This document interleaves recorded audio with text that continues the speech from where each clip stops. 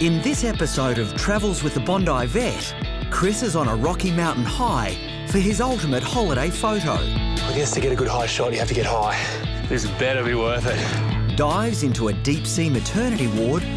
What if I told you there was something under the water that had these people questioning being out here at all? Meets a very cute African baby. That's what you did. Channels Elvis in VIVA Las Vegas. There's no need to call, 'cause I'm always home. And enters a foot race on a tropical island. Kind of like sightseeing, but at a slightly increased pace.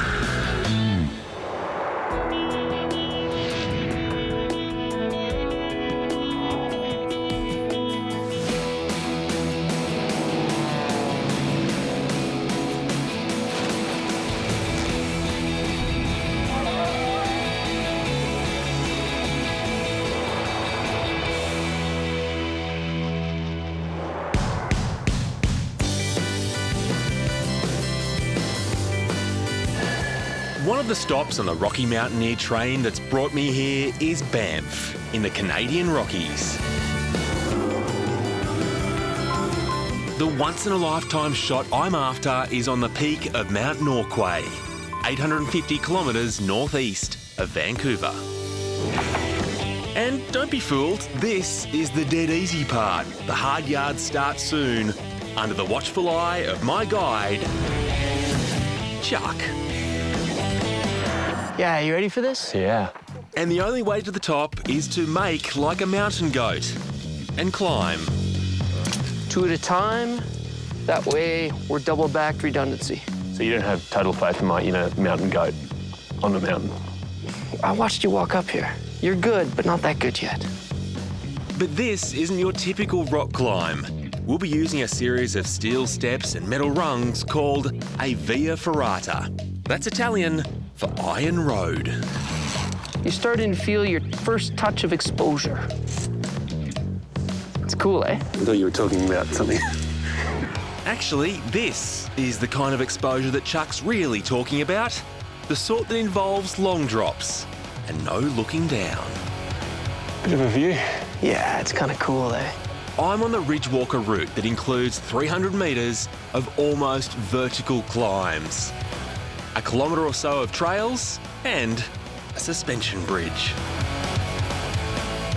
It's a really good view from up here, but a bit too much shaking going on for a good shot. Ooh, this is good. This may look pretty hardcore in places, but Chuck reckons anyone who can climb a ladder can climb this. But if you do want to test your limits, there's also a slab climb. So this is much more true to the nature of climbing. Yeah. So I've gotten rid of all the artificial holds for you. You've got beautiful cracks, nice places to put feet. Wherever you put your hands, remember that. That's where your feet is going next. All right. This is more like it, isn't it? Although, I guess you should be careful what you wish for. We're okay. That's why you clip in, people. That's why you clip in.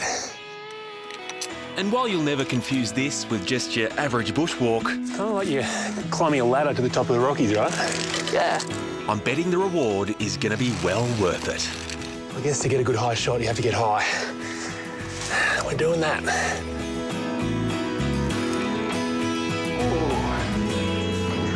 And after 3 hours of climbing, we are nearly at the summit and that perfect photo location.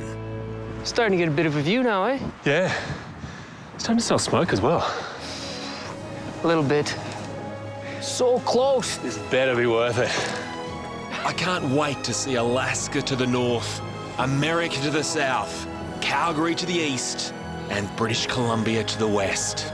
This is a real once-in-a-lifetime moment. So here we go. The best view in Canada.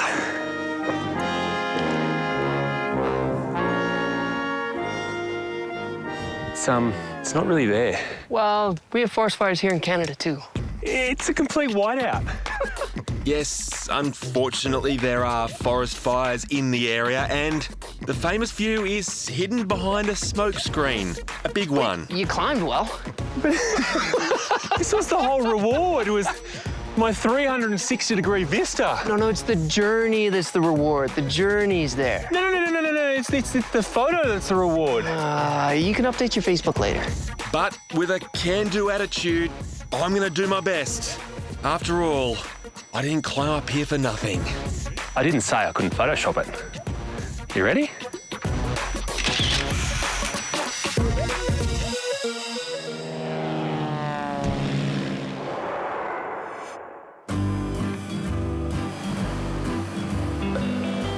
This is Queensland's scenic Sunshine Coast, and I'm ready to enjoy all this paradise has to offer. Oh, yeah, with sunshine, with warm water, and plenty of waves. This is the main reason most people come to the Sunshine Coast. What if I told you there was something under the water that had these people questioning being out here at all? Because not far offshore, there's a group of locals with fearsome reputations. I'm at Double Island Point, 150 kilometres north of Brisbane, and just 2 k's off the coast lies Wolf Rock, home to one of the best shark dives in Australia. I'm heading out there to dive with a man who looks very at home at Wolf Rock. Dive master Kevin Phillips. I've heard of Wolf Creek, but Wolf Rock sounds just as scary. Well, being that John Jarrett just lives down the road a bit. See? And there you go. And now you're saying there are sharks under here as well. That's right. And Kevin's not kidding when he says there are sharks under us. Wolf Rock is home for up to 60 pregnant grey nurse sharks at any one time. They look quite dopey when they're swimming around, don't they? That's because during the daylight hours, they're actually sleeping. Once the sun goes down, they can become a real shark and they start hunting. It's just like Wolf Creek. Yeah. At night time, it's not a good place to be. No, Is this a good idea? of course. We'll be just fine. Of course we will. And before you know it, I'm 30 metres down. Kev's giving me the universal sign for sharks, and we are right among them. They're suddenly very close indeed, and it's comforting to know that while they look fearsome, grey nurses aren't considered dangerous to humans, if left alone. They only breed every second year, and with a gestation period of up to 12 months, they have one of the lowest reproductive rates of any shark. Growing up to about 3.5 metres, they're slow-moving bottom dwellers. But up until the 1980s, were mistakenly believed to be man-eaters and hunted nearly to extinction. Their jaws are filled with almost 100 serrated teeth. They bare their teeth to show affection during mating, and their scars show they've been busy creating the next generation. And I've got to say, it looks like they might just like me. Despite the scary size and shape, their teeth are actually not attached that firmly, and they typically lose at least one a week. They're soon replaced by new ones, which sure keeps the tooth fairy busy around here. And if I'm understanding Kev's sign language correctly, it seems you can often find some of those lost teeth on the ocean floor. Bingo! Now that's an impressive fang. Another signal from Kev means there's something else close by that he wants me to check out. Ah, a turtle. This shy little guy is a loggerhead turtle, and to be honest, I don't blame him for lying a little low with these sharks around. I think it's about time to follow his lead and leave this mother's group to enjoy their maternity ward in private. It's just incredible. I mean, over 30 metres under with over 30 sharks for company. Safe to say that is one very deep emotional experience. What's so special about this spot is the fact these rough, rocky outcrops give absolutely no indication of the peace and tranquility that lies 30 or 40 metres below. Although, once those babies are born, that is all going to change.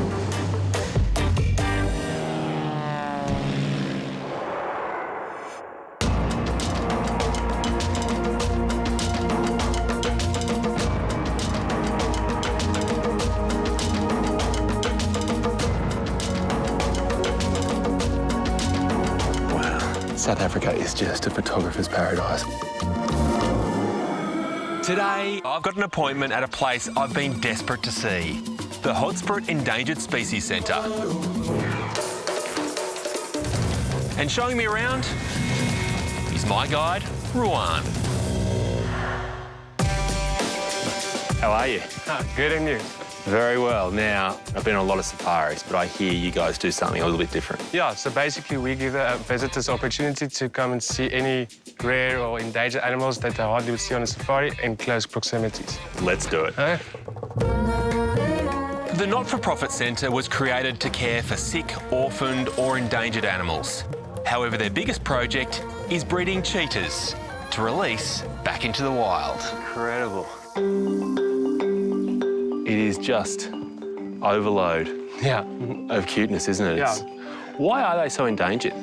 About 50, 60 years ago, these animals got hunted a lot for their skins. So we've raised about over 200 that went back into the wild. How do you keep them fit and healthy? So as they get older, we actually do the cheetah run with them. So, I've got to see this. yeah, let's go look. Basically, they have an instinct, anything that moves, they want to eat it. So we've got this mechanism, it's a rope, it goes down and up. Once that starts running, she's going to start chasing it. Off she goes. So how fast would she be getting to here? About 35 kilometers an hour. But in the wild, she can get up to 112. Wow. Out in the wild, you just don't see this. They just tend to sleep for up to 20 hours a day, so it's pretty amazing. You need to keep your eyes on the horizon to catch a glimpse of these guys, but a quick look to the heavens and you'll see the centre's next attraction. Right, so welcome to our vulture restaurant. Yeah, it looks like some people have done here before. Yeah. After we feed the carnivores and all of the rotten meat, we throw it. This is a very eco-friendly way to get rid of it. Even though vultures aren't the most aesthetically pleasing animal, they're essentially the cleaning men and the cleaning ladies of the savannah. They come into a carcass and just leave the bones there, meaning disease can't then take over. While these birds only need a little rotten meat to keep them happy, there are some other residents that require a lot more care, like these two rhinos. The poachers tranquilize these two and they cut their horns out. We had to do skin grafts on them and we had to treat them for about 16 months. Poaching of rhinos at the moment is catastrophic. Last year, over 1,250 of them were killed. This year, could be even worse. But thanks to reserves like this, some victims of poaching get a second chance at survival. The timber's only 3 months old, but his mum was killed by poachers, and there's still a lot of growing to be done, and look what you did. That's it, I promise. Well, you got me.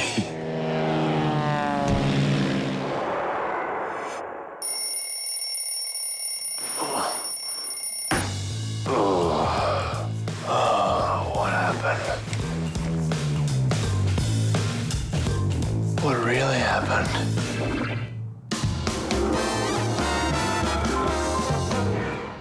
Today, I'm waking up in Vegas. And I'll be honest, I've felt better. Which is strange because just a few hours ago, I felt like I was on top of the world. This is the High Roller in the heart of Las Vegas at the Link Hotel. You know, I guess there's no better way to size up a night out in the city that never sleeps than from up here in the High Roller, the world's highest observation wheel. But this is Vegas. Of course, it's not just an observation wheel. Party in the pod? Each pod fits up to 40 people. And since I'm hankering for a proper taste of that Vegas nightlife, I figured my best bet was to ask a local. You know this town. Yeah, well, if I told you everything I knew about this town, I'd have to kill you. The way I see it, you've got two options, right? You either leave here with a massive hangover or leave here hitched. Are you married? No. You're not. What a place to find This is right. dangerous. And after meeting a few more of the locals, To Vegas. it's time to bid Mike farewell. Oh, good luck to you, mate. Thank you. And hit the strip. Starting in the historic downtown district. This is downtown Las Vegas. This used to be the main hub of Vegas. It's now moved up the street, but the lights and the craziness remain. This is where the very first gaming license started it all in 1931. Its other name, is Glitter Gulch, due to having the highest concentration of neon signs and bright lights in the whole city. The world's biggest slot machine. Instead of spitting out money now, it spits out people on zip lines. Makes sense. And if that weren't enough, there's also the Fremont Street Light Show, where 12.5 million LEDs put on a display that's, well, kind of hard to ignore. But if you think the scenery was larger than life, the people here are something else altogether. I think I just found her. It hurts to see my future wife with another man. I have to wait to meet my future wife. Excuse me. You're the one! Well, yeah, do you feel it? I feel the same way. I thought so. I feel that connection. But how do I choose? Let's take a picture or a video. Wow. This place has definitely got enough to leave you dazed and confused. But it seems my mate Mike has other plans. If you're looking for a night to remember, head to 1301 Las Vegas Boulevard. I guess he's the expert. Mike, what have you got in mind? The Little White Chapel has been the location of many celebrity weddings. You can even get Elvis to do the honours. And since this chapel's version of Elvis has left the building for the night, I guess it's up to me. We're here to celebrate the union of Neil and Elizabeth. As Neil told me earlier, he just can't help but fall in love with you. He just asked that maybe you don't treat him like a hound dog. Neil, would you take Elizabeth to be your lawfully wedded wife? Yes, King, I did. Elizabeth, would you take Neil to be your lawfully wedded husband and make sure he is always on your mind? Always. Congratulations, Neil. You may kiss your bride. And what's a wedding without a gift? You don't need no invitation, cause you know where I am. There's no need to call, cause I'm always home. Come on over. Thank you very much. Elvis has now left the wedding chapel. Oh, shoot. Well, even with all that, I feel my night in this amazing city has only just begun. But from here on, the cameras are off, because, as they say, what happens in Vegas, well, you know.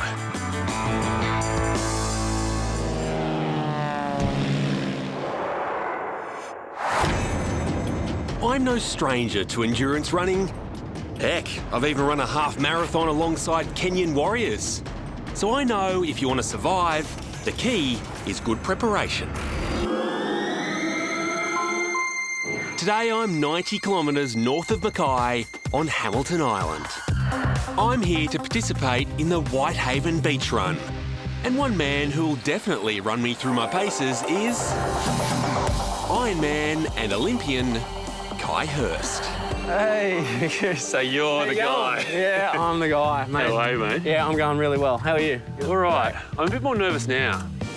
Why are there weights? Why are there boxing gloves? Man, I just want to make sure that you're okay for tomorrow's Whitehaven run. We're going to do some boxing, 10 runs right down to 1 run. Dumbbell shuttles, another 60 kilos on your body. Right. And then on top of that, sit-down boxing and some push-ups. And that's the set, mate. Really simple. That's as simple as that. Simple as that.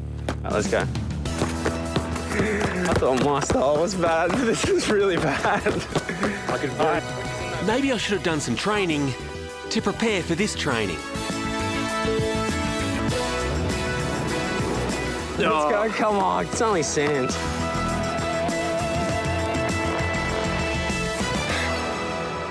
So,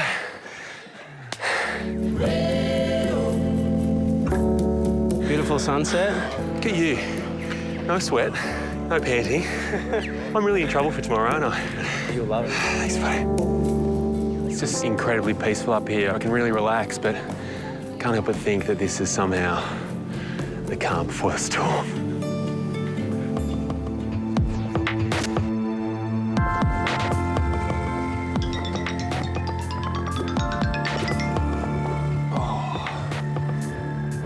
The final boarding call. Just get that for a run.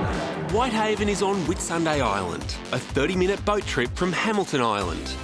And it looks like this year there's going to be a full house of competitors. There's one other catch. This runs on sand.